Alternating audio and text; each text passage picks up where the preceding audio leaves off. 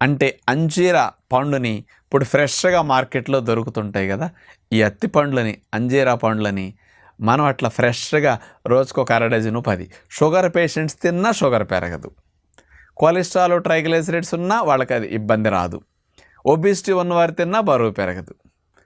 అంటే కొంతమంది గ్యాసు, త్రేనుపులు, నాకు మంట అనేవారికి కూడా వీటి వల్ల ఆ సమస్యలు రావు. మెత్తగా ఉంటాయి, నోట్లో పెట్టుకుని చప్పరిచ్చినా వెళ్ళిపోతాయి. కాబట్టి దంతాలు లేని ముసలివారికి కూడా, ఇంట్లో ఉండే పెద్దవారికి కూడా అత్తిపండ్లు తెచ్చే చక్కగా అట్లా పెట్టేసేయండి. అట్లా పెట్టుకుని ఆ గింజలతో సహా తొక్కతో పాటు కూడా మింగేయచ్చు. మరి ఇబ్బంది ఉంటే తొక్క ఊసేసేయమనండి. ఆ పిప్పి బాగా నమిలి మింగేస్తే మోషన్ కూడా బాగా అవుతుంది కదా. అందులో ఉండి ఆ గింజల్లాగా గుజ్జు గుజ్జుగా మెత్తగా ఉంటుంది కదా, అందులో పవర్ఫుల్ యాంటీ ఆక్సిడెంట్స్ ఉంటాయి ఆ గింజల్లో.